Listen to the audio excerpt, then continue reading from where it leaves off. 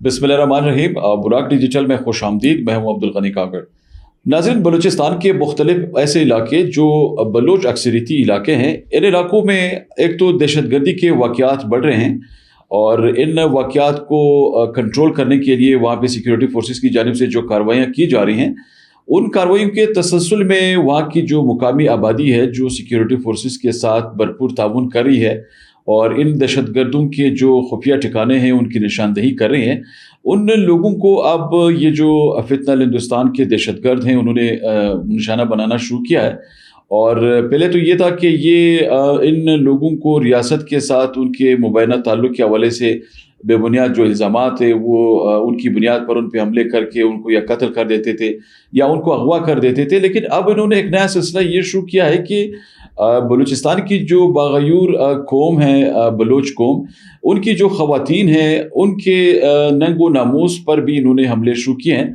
एक वीडियो मंजर आम पर आई है बलूचिस्तान के ज़िला केच की, जिसमें ये देखा जा सकता है कि एक बाइक पर सवार जो दहशतगर्द हैं वो किस तरह एक खातून को, एक बापर्दा जो खातून है उसकी इज़्ज़त से खेलने की कोशिश कर रहे हैं। इस तरह के मामलात से समझ ये नहीं आता कि ये लोग जो पैगाम है वो क्या देना चाह रहे हैं।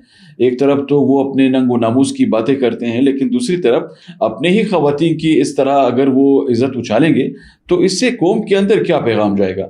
ये एक ऐसा सवाल है जो कि मुकामी कबाइल के दिलों में दिन ब दिन बढ़ रहा है और इस हवाले से सवालात उठ रहे हैं। आज हम पॉडकास्ट में इस सूरत-ए-हाल पर गुफ्तगू करेंगे और कुछ कोशिश ये होगी कि कुछ हक़ाइक़ ऐसे आपके सामने रखें ताकि ये जो मामलात हैं ये मज़ीद इस पे जो परसेप्शन है वो आपका क्लियर हो सके, क्योंकि हक़ाइक़ अक्सर मसख़ किए जाते हैं और जो हक़ाइक़ हैं उनको मसख़ करने की एक वजह ये भी है कि ये लोग चाहते हैं कि बलूचिस्तान के जो मुकामी लोग हैं, ख़ासकर दूर अफ्तादा जो इलाके हैं जहाँ के मुकामी लोगों को एक्सेस बहुत कम रहता है इन्फॉर्मेशन तक, तो उन तक जब ये हक़ाइक़ पेश किए जाते हैं तो वो बहुत मसख़ करके उनके सामने रखे जाते हैं।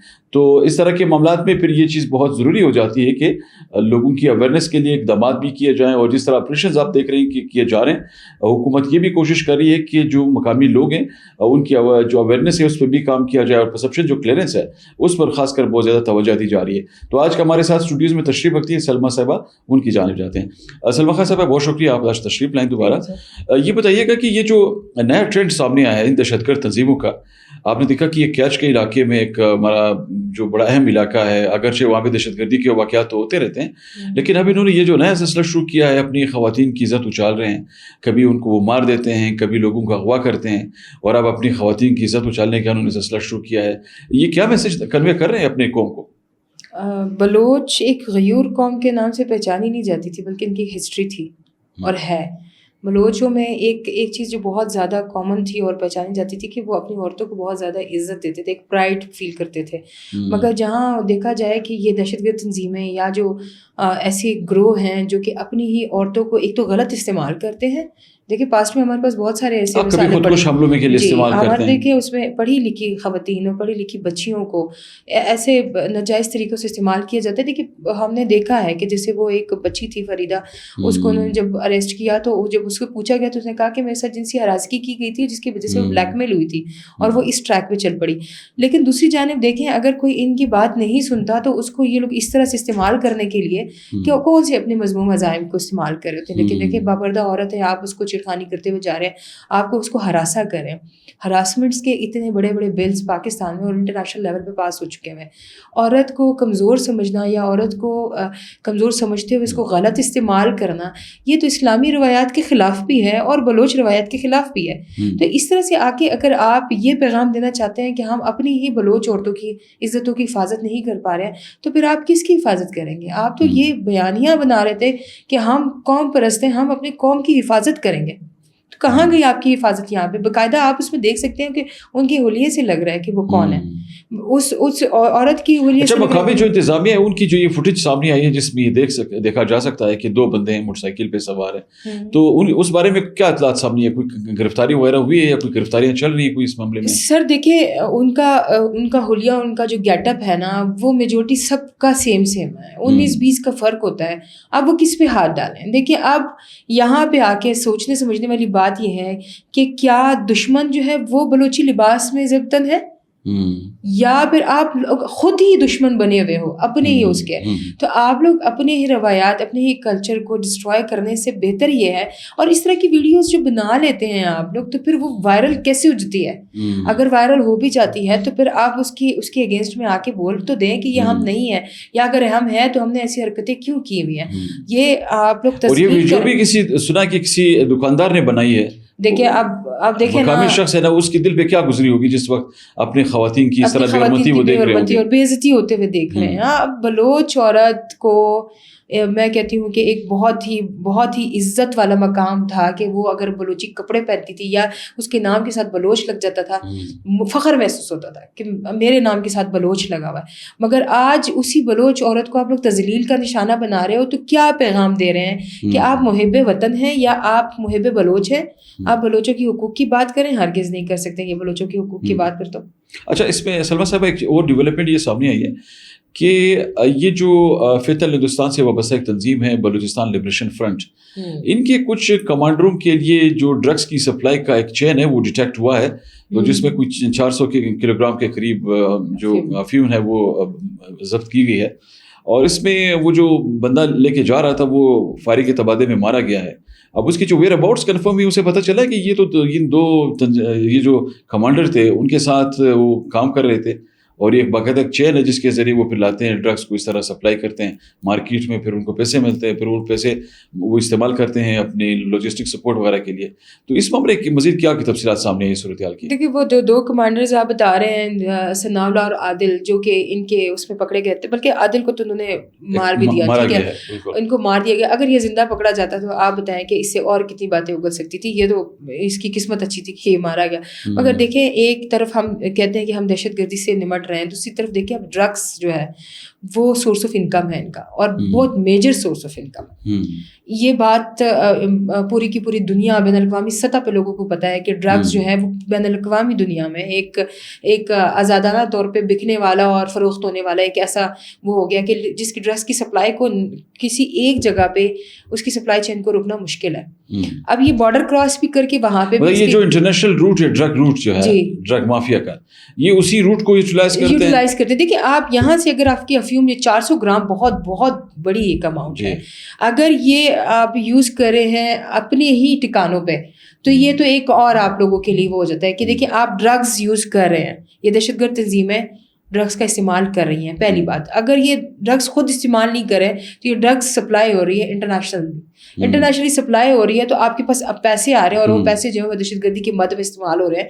تو اس کا مطلب یہ ہے کہ ان کے پاس جو فنڈنگ فارن کنٹری سے کسی اور مد میں ہو رہی تھی کہ بھائی آپ جو ہے اسپانسرڈ پراکسیز بن کے کام کریں, اب یہ ڈرگس سپلائی کر کے ڈرگس کی ایک سپلائی چین بنا کے وہاں سے پیسے ارن کر رہے ہیں, اور وہاں جا کے یہ جو ہے نا آپ کی ڈرگ سپلائی ہو رہی ہے. اور یہ بہت بڑی اچیومنٹ ہے ہماری سیکورٹی فورسز کی کہ انہوں نے ان دو اچھا یہ بیچ میں انہوں نے ہماری جو فورسز ہیں انہوں نے تو مختلف علاقوں میں اس طرح کی بڑی کارروائیاں پہلے بھی کی ہیں, تو یقینی طور پہ یہ کہا جا سکتا ہے کہ یہ جو ان کا فنڈنگ کا چینل ہے یہ بھی جب بند ہوگا تو بڑے پیمانے پر ان کو ایک سیٹ بیک ملے گا. اس پہ بھی بہت زیادہ ابھی تو مل رہا ہے. دیکھیے ذرا ابھی پہلے یہ تھا کہ ہم نے ان کی انٹرنیشنل فنڈنگ جو ان کو این جی اوز کے اکاؤنٹس میں یا کسی زکوٰۃ خیرات یا کسی صورت میں ان کو ڈونیشن کی طور پہ وہ جو ملتی تھی وہ اکاؤنٹس میں چیک اینڈ بیلنس شروع ہو گیا, وہ بند ہو گئے.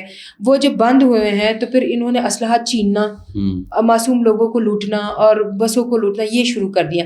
اب ذرا وہ کنٹرول ہوا ہے تو دیکھیے تیسری کڑی ان کی کھل کے آ گئی ہے کہ یہ لوگ جو ہے ابھی ڈرگس پہ بھی. اچھا اس میں سلمیٰ صاحبہ میں چاہوں گا کہ اس کو ذرا آگے بڑھائیں تھوڑا سا, اس پہ یہ اینگل بھی دیتے ہیں نا کہ ابھی بی وائی سی کے حوالے سے جو چیزیں انفولڈ ہو رہی ہیں اس پہ بھی بہت سے معاملات ایسے ہیں جو ابہام کا شکار ہیں, اور ابہام کا انہوں نے جان بوجھ کا شکار اس لیے بنایا کیونکہ یہ چاہتے نہیں ہے کہ حقائق لوگوں تک پہنچیں, بلوچستان کے ایک ایوریج شہری تک یہ صورتحال سامنے آئے کہ اصل میں بی وائی سی کر کے آ رہی ہے. اب ایک طرف تو یہ دعوے کرتی ہے کہ ہم حقوق کی بات کر رہے ہیں, لیکن آپ دیکھیں کہ ان کے جلسوں میں پہلے یہ پاکستان کے خلاف نعرے لگاتے ہیں, پہلے یہ ریاست کے خلاف وہاں پہ الزام تراشیاں شروع کر دیتے ہیں, اور دوسرا ان کا اٹیمپٹ یہ ہوتا ہے کہ یہ پاکستان کو قومی پرچم وہاں پہ جلا کے اپنے بی ایل اے کے ایجنڈے لگا دیتے ہیں.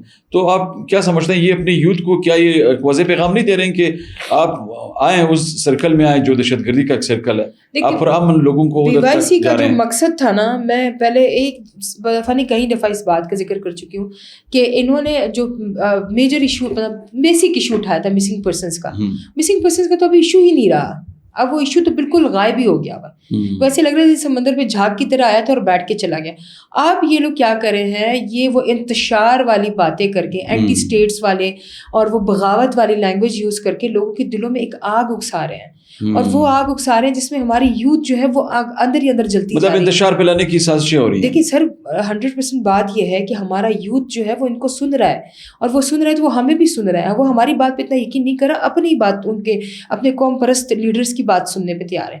جہاں پہ دیکھتے ہیں کہ اگر آپ محب وطن ہیں, میں پاکستان کے پرچم سے محبت کروں گی, میں محبت کروں گی, میرا کہیں پہ بھی کہیں جگہ ہوگا, آپ کے یہ کوٹ پہ پاکستان کا جھنڈا لگا ہے تو میں سلامی پیش کروں گی, لیکن آپ ایک جگہ پہ ہمارے پرچم کو لٹکا ہوا دیکھ کے اس کو نیچے اتار کو چلاتے ہیں, اس کے اوپر چڑھ جاتے ہو. آپ نے بات کی کہ ان کے لوگ سنتے ہیں باتیں, تو اب اگر صورتحال یہ ہے کہ سننے کی حد تک باتیں ہیں, تو وہ تو اگر کسی جگہ کوئی سرکس لگ جائے وہاں بھی تو لوگ جمع ہو جاتے ہیں, تو یہ مقصد تو نہیں کہ لوگ آپ کی نظریات کے ساتھ آپ کے ساتھ لگ سر دیکھیں ان کا انہوں نے نا ایک مائنڈ سیٹ بنا دیا, ان کی ایک ذہنیت بنا دی ہوئی ہے. مطلب کسی سرکس میں بھی نا, کسی مشہور بازار میں کسی جگہ اگر سرکس لگ جائے تو وہاں بھی تو لوگوں کا لائن لگ جاتا ہے. یہ بھی آپ سمجھے کہ سرکس کی شو کی طرح ہی ہے, مطلب اس میں کوئی سچائی نہیں ہے, کوئی اس میں حقیقت نہیں ہے, کوئی اس میں وہ نہیں ہے. یہ ایک مفاد کی جنگ یہ لوگ کھیل رہے ہیں. اس میں کوئی بھی دیکھیں, میں بار بار کہتی ہوں کہ یہ بلوچ قوم پرست جو ہیں یہ بلوچوں کی قومیت کی بات کر ہی نہیں رہے ہیں, یہ بلوچستان کے مفاد کی بات کر ہی نہیں رہے ہیں, بلوچوں کی